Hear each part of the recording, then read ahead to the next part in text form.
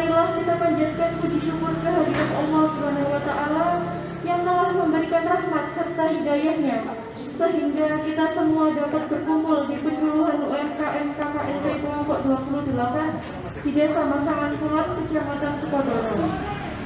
Yang terhormat Bapak Muhammad Iswanto selaku perwakilan dari Kepala Desa beserta jajarannya. Yang kami hormati dosen pembimbing lapangan KKNP kelompok 28 Unsida Bapak Ferry Tirtoni MPD.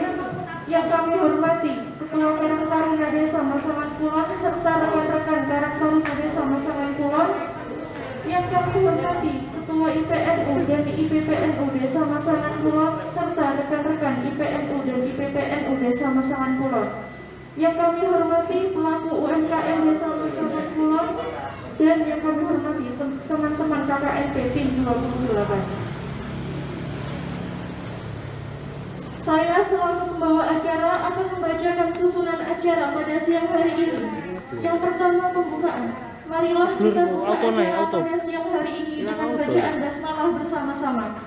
Bismillahirrahmanirrahim. Acara yang kedua yaitu sambutan. Yang pertama, sambutan dari Ketua KKN Ahmad Asidan Naim. Kepadanya dipersilakan. Assalamualaikum warahmatullahi wabarakatuh. Inna alhamdulillah nahmaduhu wa nasta'inuhu wa nastaghfiruh wa na'udzu billahi min syururi anfusina wa min sayyiati a'malina. Man yahdihillahu fala mudilla lahu wa man yudlil fala hadiya lahu. Asyhadu an la ilaha illallah wahdahu la syarika lahu wa asyhadu anna Muhammadan abduhu wa rasuluh. Allahumma shalli ala Muhammad wa ala ali Muhammad. Salatu wassalamu ala asyrafil anbiya'i wal mursalin wa ala alihi wa sahbihi ajma'in. Pertama-tama marilah kita panjatkan puji syukur kehadirat Allah Subhanahu wa Ta'ala yang telah memberikan rahmat kepada kita untuk dapat menghadiri acara pada siang hari ini. Salawat serta salam tak lupa kami panjatkan kepada Nabi Muhammad Sallallahu Alaihi Wasallam yang telah menuntun kita ke jalan yang benar. Yang kami hormati Bapak Sekretaris Desa Bapak Muhammad Iswanto, Bapak Ferry Tirtoni MPD selaku dosen pembimbing lapangan pada KKN Unsida kali ini, dan para tamu undangan yang hadir pada siang hari ini. Saya ucapkan selamat datang pada acara penyuluhan UMKM. Sedikit gambaran dari saya, apa penyuluhan UMKM ini, ngapain aja. Jadi untuk penyuluhan UMKM ini berisi materi dari tim KKN untuk menyampaikan materi yang pertama desain, branding, marketing, dan cashless atau yang kita sebut uang bank tunai maksud saya. Semoga acara pada siang hari ini berjalan dengan lancar. Kami mohon maaf apabila ada kekurangan pada acara pada siang hari ini. Kurang lebih itu dari saya. Saya mohon maaf. Assalamualaikum warahmatullahi wabarakatuh.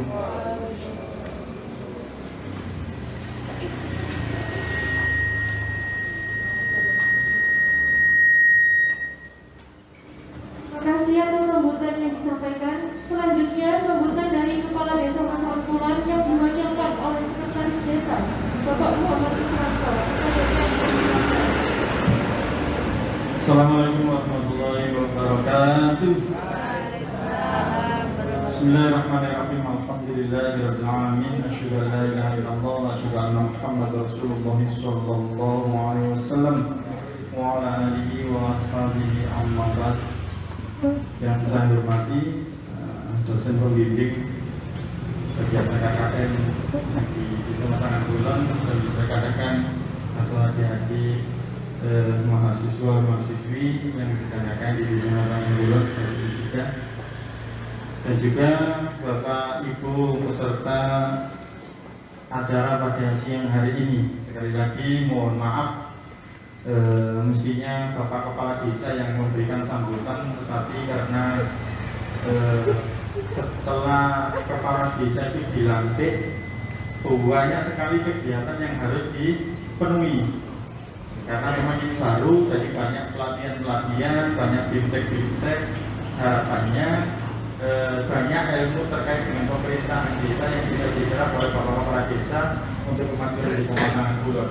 Demikian, ini acaranya 2 hari, bapak kepala desa di Malang, yaitu Jumat, Sabtu, kemudian nanti hari Seninnya juga ada acara lagi. Jadi terus seperti itu untuk kegiatan pembuatan RPJMD juga akan seperti itu sebagai langkah pembangunan desa 6 tahun ke depan. Betul apa-apa gitu.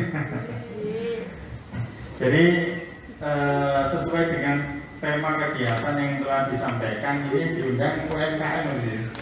Jadi karena yang diundang UMKM sudah punya usaha, maka dari adik-adik ini akan memberikan terkait dengan bagaimana sih caranya mengelola UMKM itu untuk memasarkan, kemudian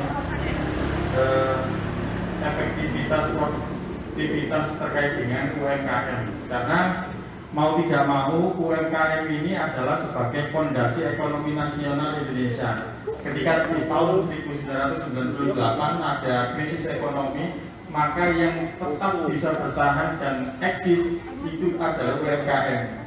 Nah, UMKM ini juga sebagai pemerataan peningkatan ekonomi masyarakat, juga sebagai penunjang garis kemiskinan. Karena UMKM ini usaha-usaha yang tidak bisa dijangkau oleh usaha besar di tingkat-tingkat pelosok. Nah, ini UMKM bisa masuk kemana saja, tetapi biasanya kelemahannya adalah terkait dengan pemasaran, terkait dengan kemasan, terkait dengan modal dan lain sebagainya. Maka harapannya ini nanti ilmu-ilmu tersebut akan diberikan. Nah, harapannya sekali lagi bahwa UMKM Bapak Ibu yang sudah digeluti itu nanti bisa ditingkatkan pemasarannya, ditingkatkan, apalagi sekarang eranya era digital. Semua hal yang dilakukan itu melalui online, melalui daring, intinya melalui HP ya. Maka pelaku UMKM tidak boleh gaptek mestinya, karena semuanya dipasarkan melalui situ. Kalau tidak, maka kita akan ketinggalan zaman. Walaupun produk kita itu bagus, kalau makanan itu makanannya enak, berkualitas, tetapi ketika tidak bisa memasarkan dengan baik, bersaing di era globalisasi seperti ini, maka dia akan ketinggalan, termasuk masalah kegiatan-kegiatannya itu. Jadi akan kalah. Maka ini pentingnya kemasan dan pemasaran terutama. Kemudian ditunjang sekarang itu NPWP, jadi NPWP ketika kita mau masuk di instansi di pemerintahan, maka itu yang diperlukan sehingga resmi ada NPWP-nya, ada stempel. Karena sekarang itu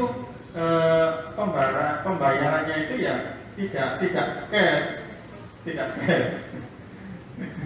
jadi tidak cash, semuanya melalui transaksi non tunai. Jadi itu harapannya nanti itu yang bisa diberikan kepada pelaku UMKM pada siang hari ini, sehingga bisa lebih memahami, lebih produktif dan lebih bisa berdaya saing. Sama itu yang bisa kami sampaikan. Ada salah satu yang memahami sebesar-besarnya. Assalamualaikum warahmatullahi wabarakatuh.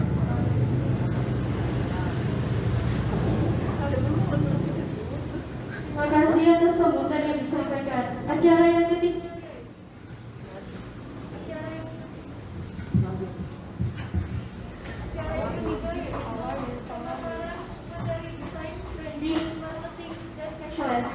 Dan juga pada pemateri di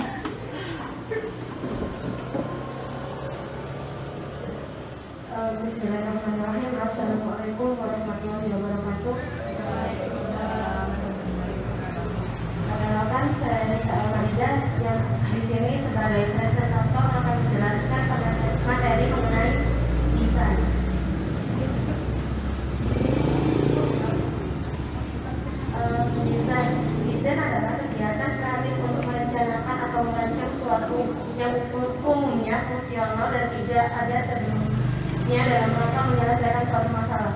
Intinya desain itu perlu untuk sebuah produk yang akan diperjualkan atau setiap kegiatan itu perlu ada desainnya agar semua orang dapat mengkomunikasikan apa yang produknya itu untuk lebih bisa berkomunikasi sama konsumennya, seperti itu, melalui gambar maupun bentuk yang enak dipandang.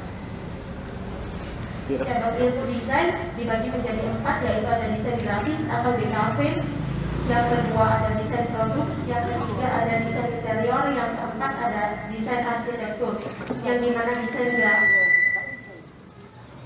desain grafis itu menjelaskan mengenai bentuk dari produk itu tadi untuk dapat berkomunikasi kepada khalayak ramai atau konsumen untuk mengetahui produk itu seperti apa sih. Itu didesain melalui cabang ilmu desain grafis. Yang kedua yaitu desain produk, di mana biasanya desain produk itu yang mendesain logo, terus brand, terus brand itu apa itu namanya, merek. Itu biasanya desain produk yang biasanya digunakan di industri desain. Terus desain interior biasanya yang digunakan untuk mendesain tata kelola yang ada di dalam ruangan. Untuk biasanya yang mau bikin rumah, biasanya mau interiornya pakai kayu, pakai wallpaper, pakai cat yang seperti apa, itu biasanya di desain interior. Untuk yang keempat yaitu desain arsitektur, biasanya itu untuk mendesain rumah, bangunan, terus pabrik, biasanya untuk bentuknya seperti itu. Dan biasanya pelakunya adalah arsitektur yang bergelut di sana. Selanjutnya akan dijelaskan oleh rekan saya, Mas Yasin Poli. Selanjutnya yaitu fungsi desain. Yang pertama, tercapainya fungsionalitas yang efektif dan efisien. Yang kedua, sebagai identitas brand. Yang ketiga, menjaga benda yang akan dibuat. Yang keempat, kenyamanan indrawi atau tampilan yang estetik. Yang kelima, menambah nilai benda yang akan dibaca. Kemudian mencapai kenyamanan fisik, memberi nilai dan makna yang ingin disampaikan. Yang terakhir, menyampaikan gagasan yang ingin disampaikan. Kemudian prinsip desain. Prinsip desain terdiri atas 5, yaitu keseimbangan, kesatuan, ritme, penekanan, dan proporsi. Untuk keseimbangan sendiri, sesuai dengan namanya, keseimbangan di sini berarti keseluruhan komponen-komponen desain harus tampil seimbang. Maksudnya yaitu tidak berat sebelah. Di sini kita harus bisa memadukan antara warna, gambar, dan tulisan harus sesuai dengan takarannya, yaitu tidak berat sebelah ini ya. Kemudian kesatuan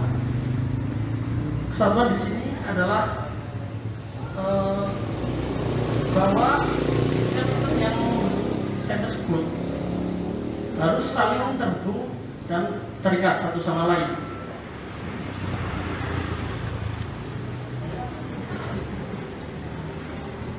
Yang ketiga yaitu ritme.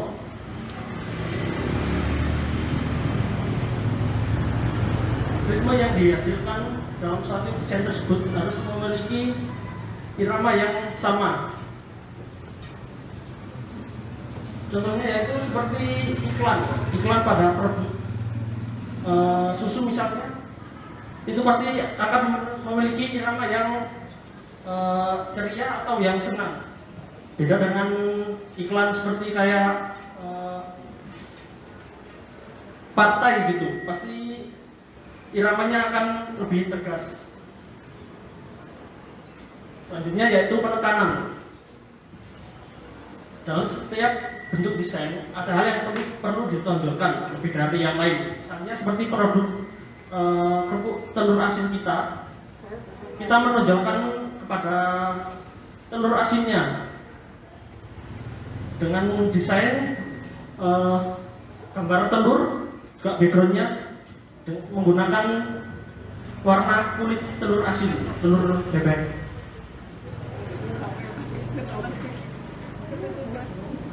Selanjutnya yaitu yang terakhir, proporsi, merupakan hubungan perbandingan antara bagian dengan bagian lain yang serasi, selaras, seimbang, baik warna, bentuk, dan gelap terang. Maksudnya di sini adalah setiap bagian dari yang membuat bentuk desain tersebut harus sesuai dengan proporsinya, tidak lebih dominan dengan bagian yang lain atau kurang dari bagian lain.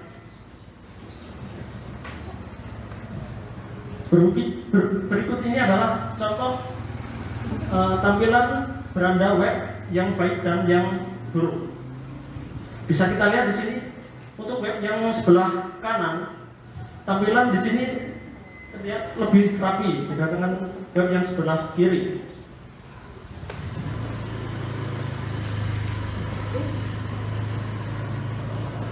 Untuk desainnya juga untuk web yang sebelah kanan menggunakan desain minimalis, sedangkan yang sebelah kiri terkesan acak-acakan.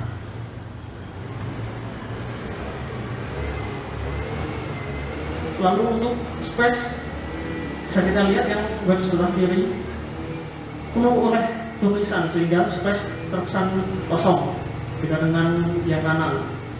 Seperti itu. Terima kasih, sekian dari saya. Untuk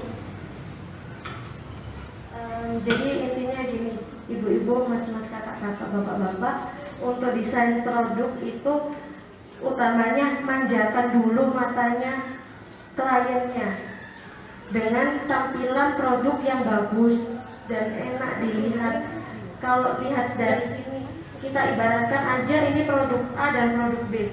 Yang produk A, yang ini ya, ini produk A, produk B. Sekarang enak yang mana dilihat, produk A atau yang produk B?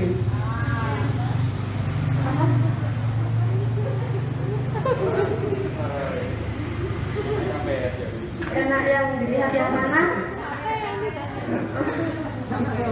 Kalau si anak yang dilihat yang produk A, karena lebih tertata, lebih rajin dan enak dilihat. Sedangkan produk B terkesan mereka lebih ke kayak desainnya ngawur gitu gak sih? Ya kan ya? Ya, jadi intinya kalau mau buat desain produk itu yang utama manjakan dulu mata kliennya atau konsumennya, seperti itu. Selanjutnya akan dilanjutkan materi yang kedua oleh Umi Devriana. Waktu dan tempat dipersilahkan.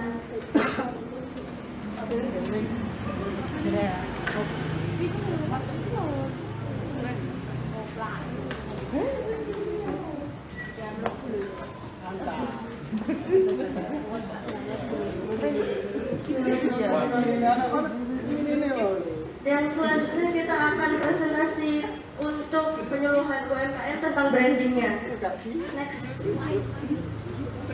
Nah, ini penjelasan dari branding itu kan merupakan katanya suatu hal yang penting dibangun oleh sebuah bisnis di era globalisasi. Terus batasan membuat persaingan usaha juga semakin ketat. Jadi kita bisa lihat dari perusahaan atau bisnis yang berasal dari luar negeri untuk dapat berdiri di Indonesia. Lalu kita nggak bisa hanya satu atau dua aja jumlahnya, tapi banyak.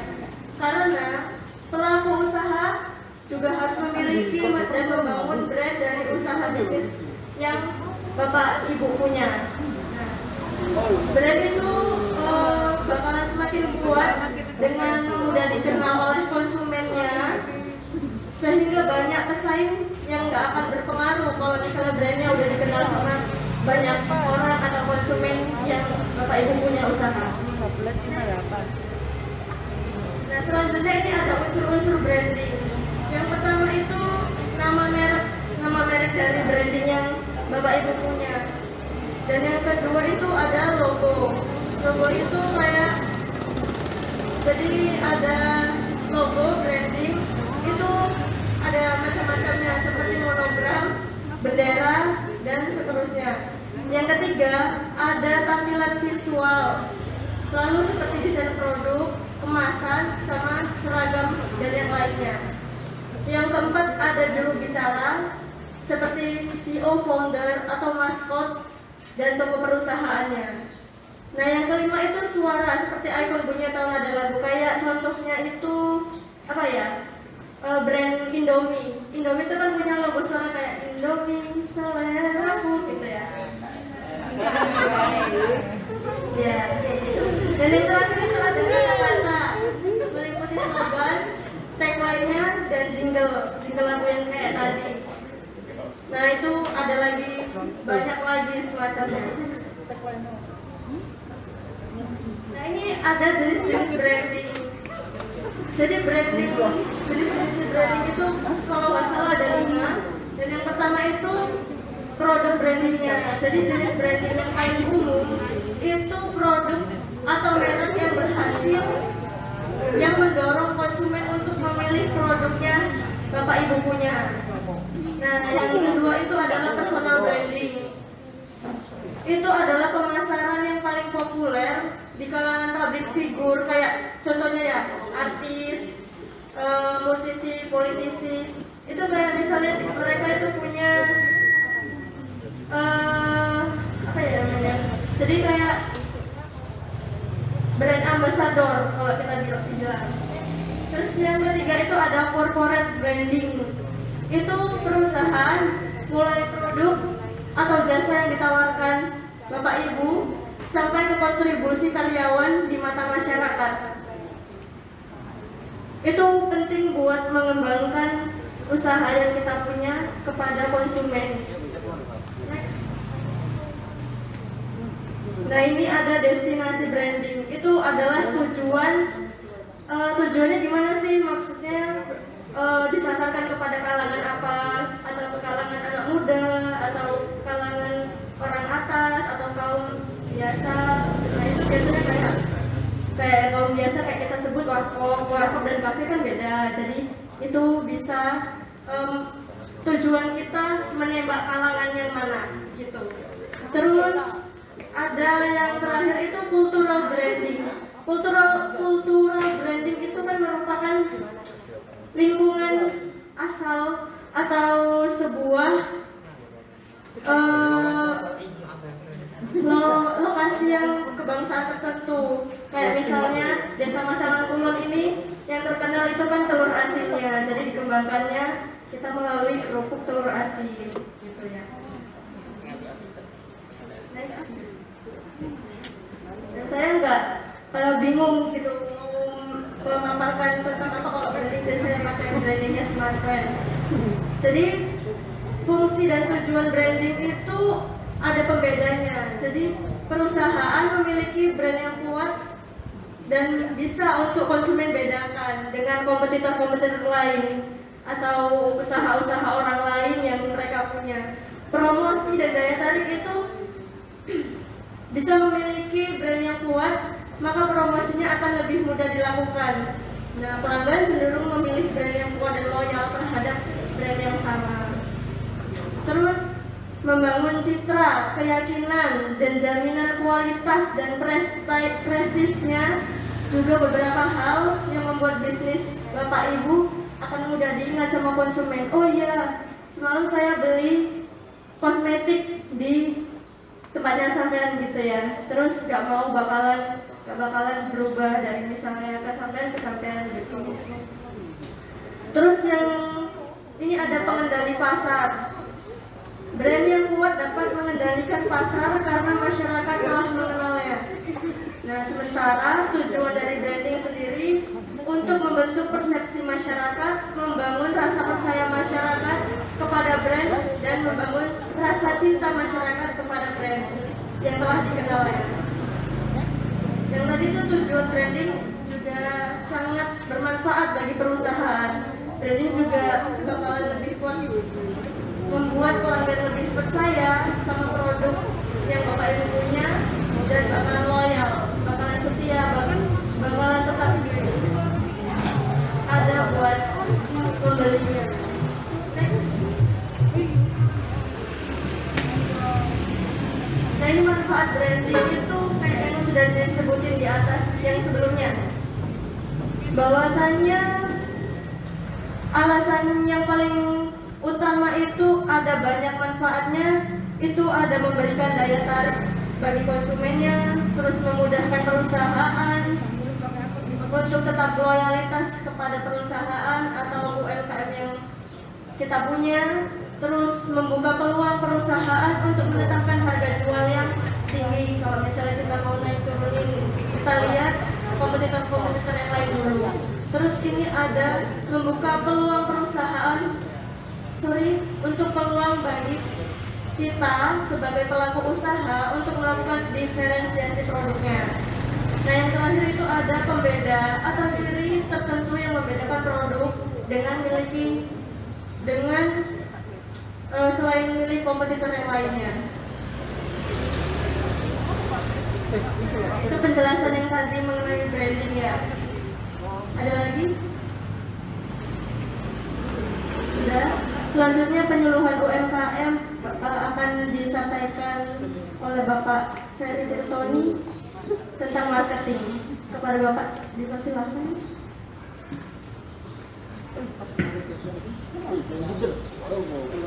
Bismillahirrahmanirrahim. Assalamualaikum warahmatullahi wabarakatuh. Kenalkan nama saya Ferry. Saya dari Surabaya Utara. Saya senang sekali bisa bertemu adik-adik sekalian di sini. Senang melihat dua organisasi bisa kolaborasi di sini dan bisa datang, bisa sama-sama kita membeli ilmu, gitu ya. Dari ini saya lihat alamater IPNU yang saya bayar sama-sama pakai alamater. Teman-teman ibu Allah sekalian, sedikit yang saya mau sampaikan, saya mau berbagi pengalaman saja. Sebenarnya ada platform yang sangat gratis yang bisa kita gunakan dan itu bisa mendongkrak, benar-benar bisa mendongkrak pemasaran kita, menjangkau pembeli-pembeli yang jauh dari tempat kita dengan sama sekali tidak berbayar beriklan itu. Kalau kita pakai platform-platform besar seperti OLX itu kita berbayar, tapi dengan menggunakan platform-platform gratis seperti YouTube, Instagram itu luar biasa sekali, baik makanan, baik aksesoris, baik apapun itu yang dijual. Saya bermula dari keisengan saya belajar YouTube, kemudian belajar Facebook sedikit-sedikit, kemudian belajar Instagram sedikit-sedikit. Akhirnya saya coba untuk membuat katalog, semacam katalog di sana, dan ternyata hasilnya luar biasa. Yang awalnya pembeli saya itu dari Jawa Timur, kemudian sampai dengan Manokwari, sampai dengan Sulawesi, sampai dengan Parepare, sampai dari Batam. Yang saya jual apa? Yang saya jual sih alat ya, alat. Ada yang ukuran kecil, ada yang ukuran sedang, ada yang ukuran gede. Kalau ibu-ibu mungkin suka memasak dan masakannya jumlahnya besar, memasak ukurannya besar, berarti butuh alat-alat yang cepat untuk memudahkan pekerjaan mereka. Kalau misalnya yang mau diparut 20 kelapa, satu kelapa butuh waktu berapa? Kelapa kan? Jadi kita buat kayak untuk parutan kelapa sampai dengan perasnya, sampai dengan kemudian jadi tepung kelapa segala macam itu pokoknya giling, parut, kering, mengeringkan, kemudian menghaluskan, modelnya cuma itu aja, mengupas, cuma itu aja teknik saya itu. Jadi saya membuatnya TG namanya. Nah, di satu sisi lain, saya menularkan hasil sharing saya. Awalnya saya ikut les kayak seminar-seminar di situ. Kemudian adik saya itu suka sepatu, sepatunya banyak banget di rumah itu. Dia nggak pernah beli sepatu baru, sepatunya itu sepatu second semua, tapi bener-bener ori, Adidas, Nike, Fila gitu-gitu. Lama-kelamaan dia coba posting sepatunya yang nggak dipakai. Banyak ternyata. Jadi kita belajar itu buka usaha itu dari garasi rumah. Kemudian kita sparingkan di internet, kemudian jadilah kemudian sampai dengan sekarang. Kalau di Instagram itu subsecond itu sepatu itu salah satu dari keluarga kami. Kalau saya sendiri di Surabaya. Oke, saya ngomong usaha saya dulu. Saya akan ngomong bagaimana mempercayakan produk ini kemudian masyarakat mau. Kalau tadi bilang ada adik mahasiswa dari tampilan dulu yang bagus, yang menarik, memang betul. Tapi saya nggak jago buat begitu. Saya benar-benar nggak jago bikin desain. Ini saya cuma sederhana, nggak masuk ke video itu nggak. Masuk ke video yang bukan si yang di itu. Nah ini yang saya masuk katalog. Scroll ke bawah. Terus ini yang saya lakukan Bu. Yang saya lakukan selama ini, jadi saya cuma posting di sini aja. Butuh apa customer, udah tinggal di situ. Macam-macam. Nah ini Mbak. Coba ini juga Mbak. Ini yang ini.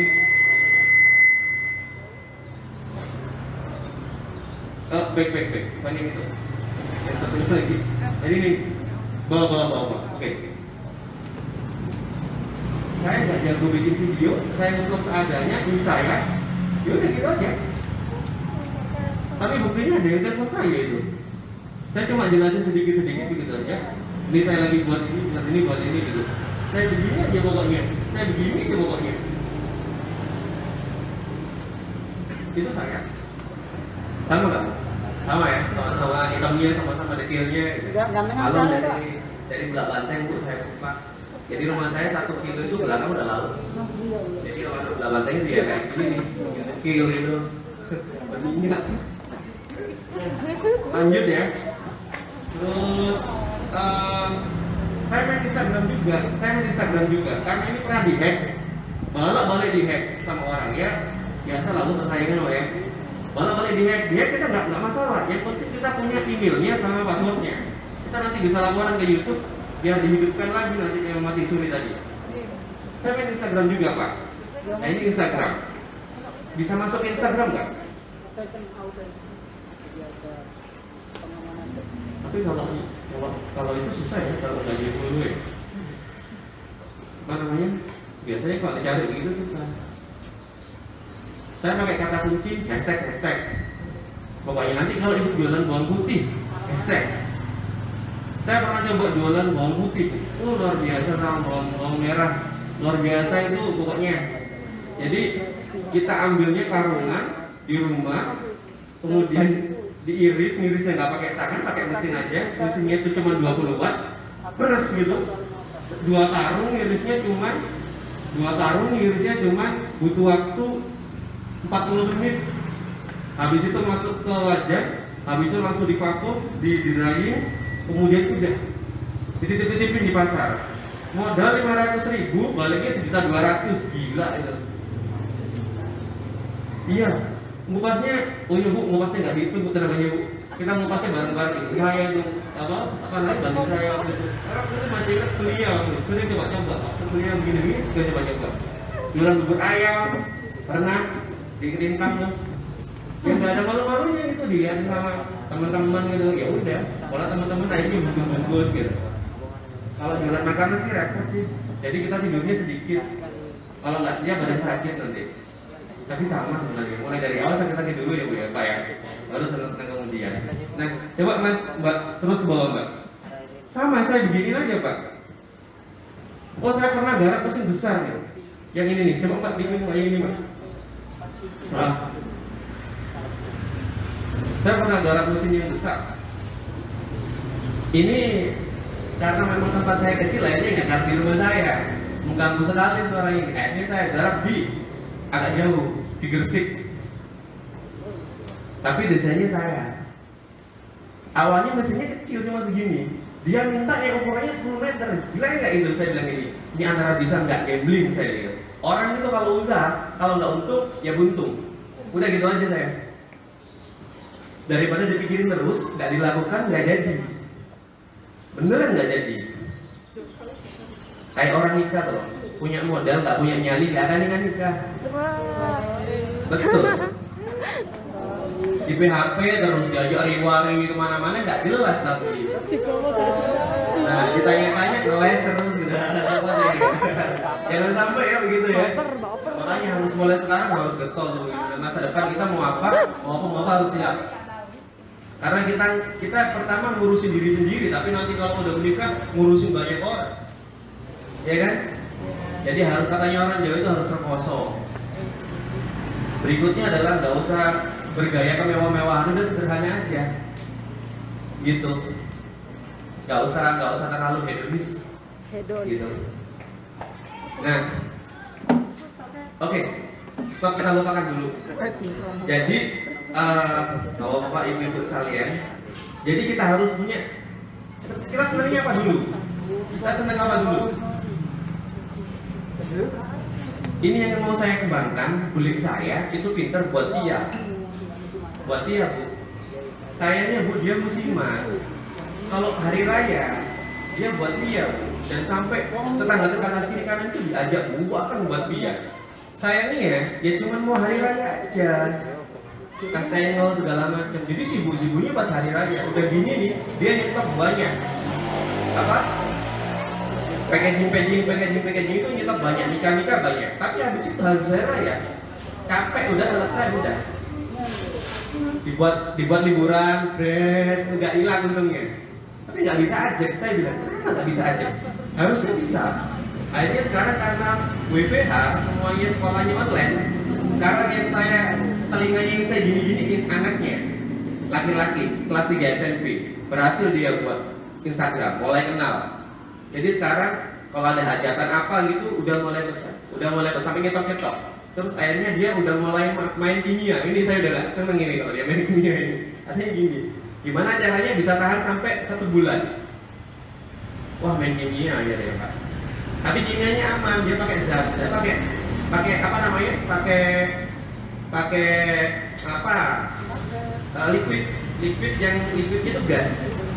Jadi dia, makanya kan kalau makanan begini, saya pernah ikut lesnya juga.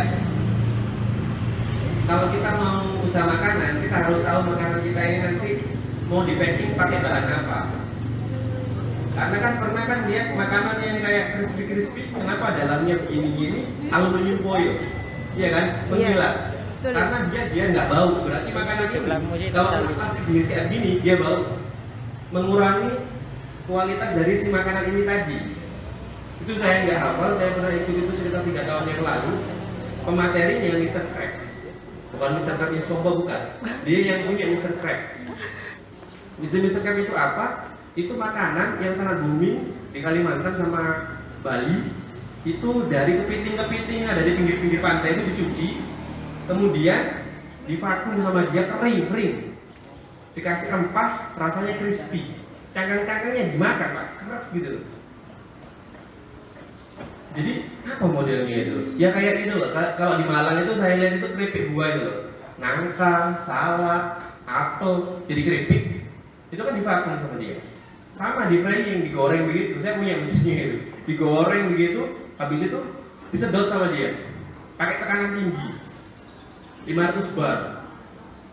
Kita nggak bisa bayangin itu. Tangan kita masuk di situ, langsung bener-bener rasanya ketarik gitu. Karena yang dihisap itu apa? Cairannya dibuang. Jadi kering dia.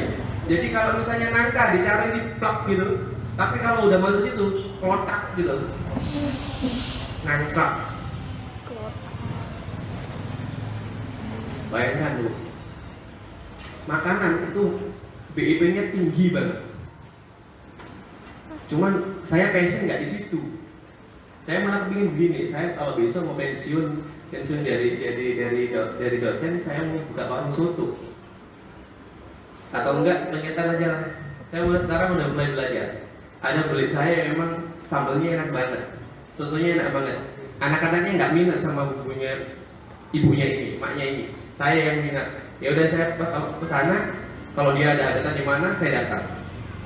Tak videokan semua sama saya. Pokoknya kalau porsi 300, saya harus datang. Karena masak kecil, masak besar itu beda. Karena apa sih sekarang ada media sosial, gampang gitu. Yang penting adalah kualitas dari makanan kita, kue kita kecil tadi. Barang kalau kita mau barang, produk second kalau kita mau produk second, itu harus benar-benar orang butuh. Dan satu lagi, harganya murah. Kalau harganya nggak murah, nggak bersaing, nggak laku. Makanya saya juga tadi produksi mesin, harganya itu murah-murah banget. Karena saya nggak melalui perantara kedua, ketiga, keempat, orang langsung ke saya. Tapi minusnya di saya adalah karena modal saya nggak besar, saya pre-order. Jadi mesin nggak banyak ready di tempat saya. Ada ready 2-3 diambil orang, kosong lagi, buat lagi, stok 3-4-5, hilang lagi gitu. Per item tadi itu nggak ada stok saya, paling ada stok beberapa aja. Tapi bener-bener saya bilang, kalau misalnya gagal produksi 1-2 bulan trouble, balikin lagi saya garansi, nggak pakai uang, nggak pakai apa. Berani begitu saya. Tapi memang saya benar-benar buat supaya dia nggak retur, nggak balik lagi ke saya. Gimana caranya? Kita juga begitu. Jangan sampai orang makan kue kita kapok, nggak makan lagi. Makanya sebelum bikin dulu itu saya belajar bawang goreng sama bawang putih itu ya, bawang goreng, bawang biasa, bawang merah itu sama bawang putih. Kalau bawang putih biasanya dibuat itu sih, dibuat supaya segar masakan itu dikasih bawang putih yang udah diiris-iris yang keping itu sih. Tapi kalau bawang goreng, hancur segala macam dia tetap aja oke. Tapi ternyata customer saya itu banyak yang mementingkan bentuk. Wah ini saya nggak senang ini sama customer begini nih. Bentuk adalah segalanya. Jadi dia nggak mau itu bawang-bawang itu keping-kepingannya rusak, itu nggak mau. Nah ini biasanya tempat makannya dia lebih mengunggulkan juga rasa juga tampilan. Tapi kalau yang customer saya yang udah mas saya gini aja mau, nah itu saya senang. Tapi akhirnya saya kepecah pikiran karena banyak yang saya lakukan, nah itu nggak boleh. Makanya kita harus fokus satu. Nggak boleh punya usaha ini dijalani, jualan kerudung, jualan ini, bikin kue, bingung nanti. Customer bunyi, reseller kerudung, reseller jam tangan, reseller apa aja dijual, saya lihat bakso saya. Saya tuh mau ngasih tahu itu nggak boleh saya kasih tahu karena apa? Saya udah seneng dia udah mau gerak, mau jualan ini, jualan itu udah seneng. Jadi yang pertama adalah kita mengenal barang kita dulu. Yang kedua adalah bagaimana harga bisa bersaing, survei harga. Yang berikutnya adalah ayo kita belajar di Instagram sama belajar di YouTube supaya barang kita pengen dikenal orang. Saya kira itu dari saya. Terima kasih. Saya kembalikan ke MC Penutup.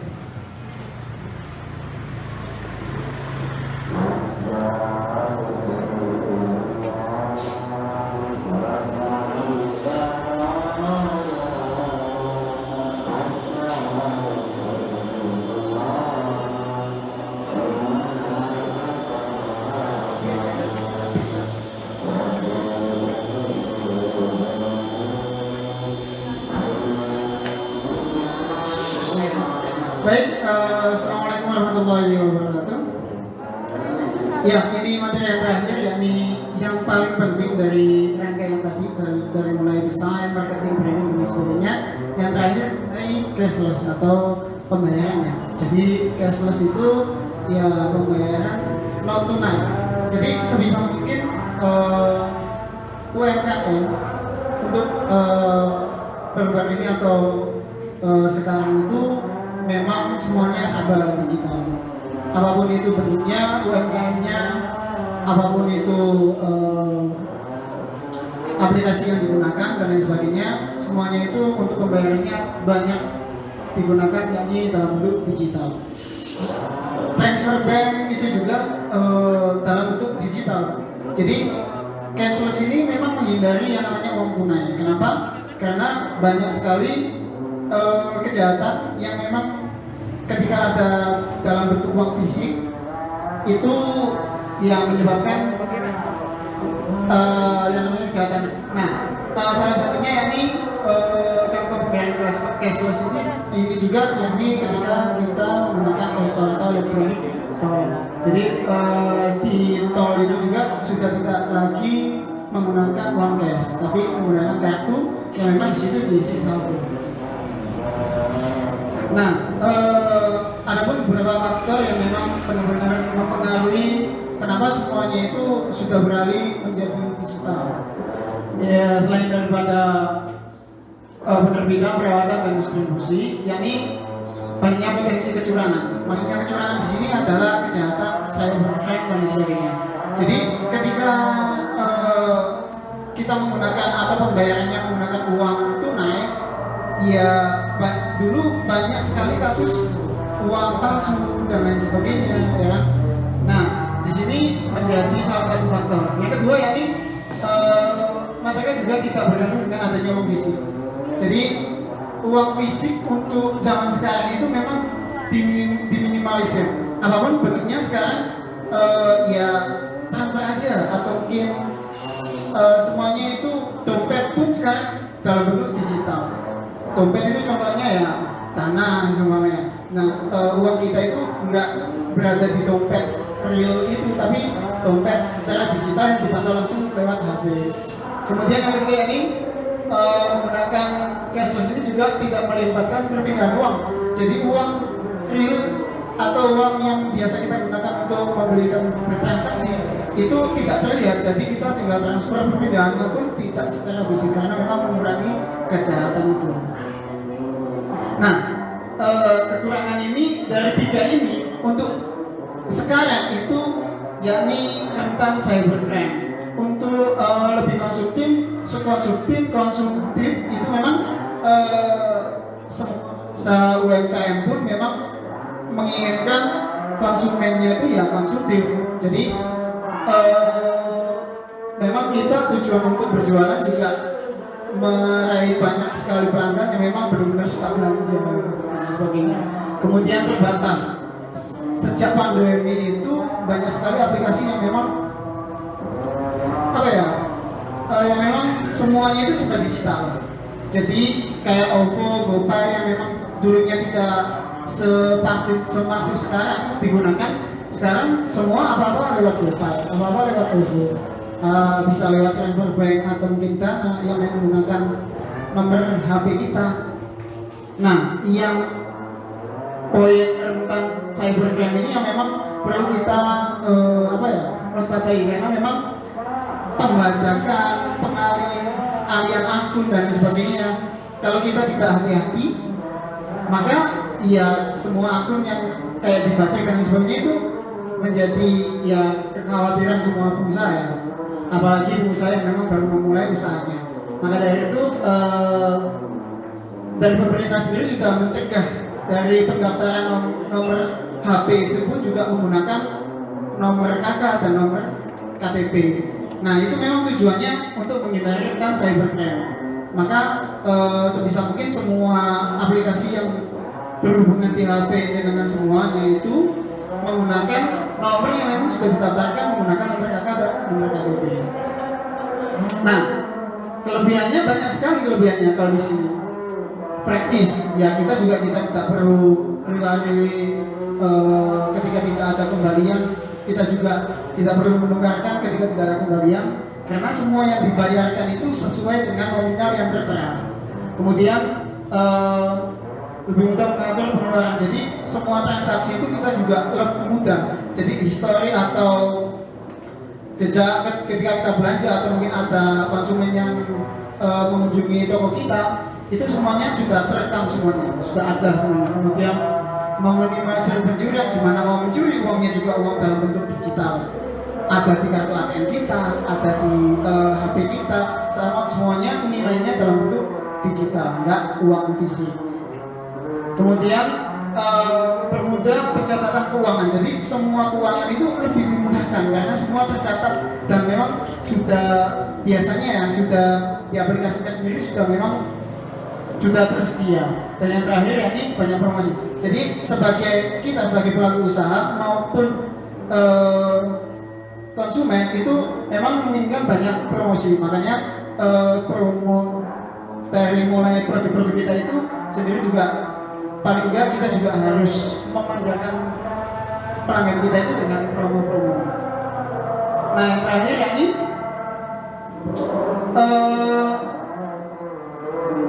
ya ini nantinya banyak sekali aplikasi atau platform yang memang digunakan. Nanti setelah penyuluhan ini tidak hanya sampai di sini saja, karena memang daftar hadir atau mungkin pelaku usaha di Masangan Kulon pun yang hadir untuk siang hari ini pun tidak semuanya 100% hadir. Maka kita mulai minggu depan ada jadwal untuk pendampingan dari mulai bagaimana cara membangun branding, gimana cara mempromosikan produk-produk kita itu melewat marketplace yang tadi sudah dijelaskan, ada lewat YouTube atau mungkin Facebook, Instagram, ada juga nanti juga Lazada, Tokopedia dan sebagainya. Gimana nantinya membangun branding di marketplace kita, kemudian sampai pembayaran, sampai kita juga lancar bagaimana cara ketika ada konsumen membayarkan produk yang dibeli. Nah, sampai semuanya itu lancar. Dan kami juga tim KKN 28 juga berkolaborasi dengan teman-teman Karang Taruna Narindra yang memang nantinya membantu kami untuk pendampingan mengenai penjualan UMKM ini. Semoga materi yang kami sampaikan ini juga menjadi manfaat bagi pelaku usaha UMKM di masyarakat. Terima kasih dan saya Wassalamualaikum warahmatullahi wabarakatuh. Mungkin ada pertanyaan, mungkin langsung bisa ditanyakan.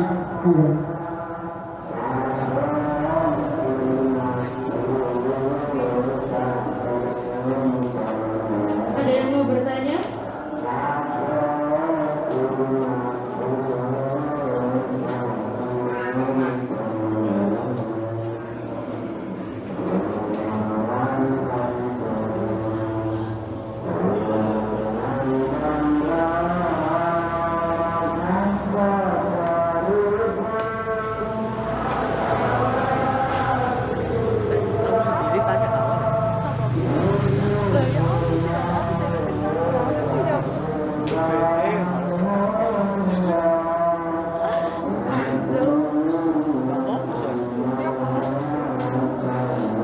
Assalamualaikum warahmatullahi wabarakatuh. Perkenalkan, nama saya Fikri. Yang saya tanyakan itu beberapa pertanyaan. Yang pertama, banyak kita kenal marketplace berupa Tokopedia, Shopee, terus produknya ada Flexible atau kita kenal sebagai produk ini. Dan masing-masing produk tersebut itu mempunyai warna yang berbeda. Nah, berapa besar sih pengaruh warna di setiap produk yang akan di-branding itu? Kemudian yang kedua itu yang saya tanyakan, lebih efektif mana, langkahnya mana itu, apakah kita membangun personal branding dulu ataukah kita membangun personal branding itu maksudnya kita konten siapa kita, bagaimana masyarakat itu kita sebagai apa, yang memasarkan barangnya, atau kita buat produk sampai produk itu terkenal. Sudah kita ya. Terima kasih.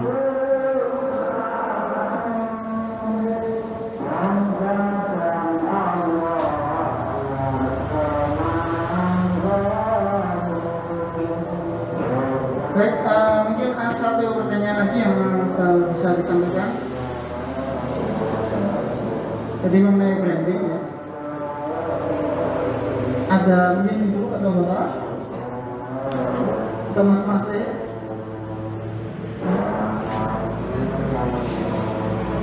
Iya mas, jadi perlu saya sampaikan, kita harus mengenal dulu produk kita itu. Kalau mau main di Tokopedia itu berarti itu semacam ada kalau saya bilang itu brokernya.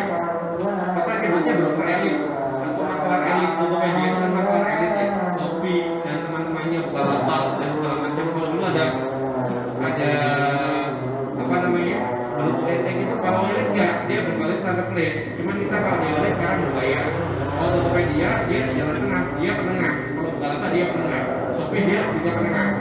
Nah, kalau misalnya tempat saya, Lazada dan segala macam, ya Alibaba dan segala macam, kalau misalnya produk yang saya lakukan ini nggak akan laku kalau saya taruh di marketplace tadi. Percuma sia-sia saya, karena apa? Orang-orang itu akan larinya ke YouTube, beli lihat mesin apapun ke YouTube, Instagram, kan seperti itu. Jadi saya nggak akan pernah coba ke situ, karena apa? Nggak ada yang bisa lain. Karena kita harus riset dulu, makanya produk-produk yang semirip dengan apa yang kita jual biasanya larisnya itu ditaruh di mana? Kita harus riset dulu, kita harus meneliti dulu, penelitian dulu. Kalau misalnya saya jual kue kering ini di update statusnya di WA udah bisa, berarti kita harus dari Instagram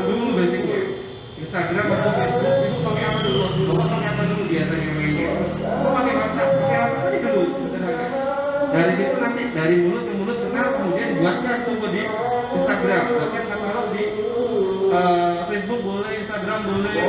Kalau makanan itu jarang kalau di YouTube. Kalau makanan kebanyakan katalognya di IG. Karena kalau dari IG biasanya muncul WhatsApp, yang muncul WhatsApp ya. Terus muncul pembayaran, bisa dilakukan segala macam. Nah, cashless itu memang sangat membantu kita. Benar-benar sangat membantu. Kebanyakan seperti saya, customer itu nggak pernah sama saya itu bayar itu pakai uang cash. Jadi pesan itu ya udah tinggal banking, nanti kemudian langsung mau kirim juga pelunasan, itu pelunasan dia nggak langsung pelunasan di tempat, enggak. Saya akan pakai pihak ketiga ini sampai ekspedisi. Jadi kalau udah nyampe di sana ekspedisi, kita gini aja. Ini Pak ekspedisinya di sini, silakan kamu sama petugasnya. Bapaknya akan bilang, ya barangnya ada di sini sekarang, silakan pelunasan, tanda tangan kirim. Kalau dia nggak pelunasan, nggak akan kita kirim, nggak akan kita tanda tangan. Sama sebenarnya. Kalau misalnya Bapak Ibu juga ngirim makanan kayak tadi itu yang di sini, kalau kirimnya 10 karton gimana? Kita kan pakai ekspedisi loh. Kalau dia cuma DP 30%, nggak masalah 30%. Karena apa? Itu termasuk udah keuntungan kita 30%. Dia nggak habis, kita bisa jual ke lain. Kita bisa lempar ke lain. Yang penting adalah ada ekspedisi penengah, perjanjian di awal. Kalau udah barang nyampe di sini, pembayaran pelunasan ya, iya. Udah nyampe ekspedisi, difotoin, WhatsApp segala macam, video call, udah pasti dibayar sama dia. Jadi kita perlu tahu dulu yang sejenis dengan produk yang mau kita jual biasanya dipasarkan lewat apa. Itu dulu yang harus kita ini. Karena nggak asal pasang iklan aja. Nanti buang-buang tenaga, buang-buang biaya, buang-buang yang lainnya juga. Nah itu masukan dari saya. Perkara nanti kita mau buat branding mulai dari awal produksi, pemasaran segala macam. Saya rasa kalau makanan memang iya. Kalau makanan memang kita mau jual makanan itu bener-bener terkosong sekali. Kita tuh harus mikir mau jual apa, ngumpulin bahan, cari bahan yang murah, yang harganya maksudnya murah, yang harganya bersaing. Kalau di sini harganya bahan-bahan ini sama yang di agen sana kancing, maka kita akan ke sana. Selisih 5.000 aja, kita akan agak jauh nggak apa-apa. Kalau 5.000 per kilonya berapa dikali gitu. Kemudian habis milih itu kita buat makanannya, kuenya, habis itu di packing, habis itu dipasarin. Bener-bener itu. Tapi kalau untuk pemula lebih baik melakukan reseller, artinya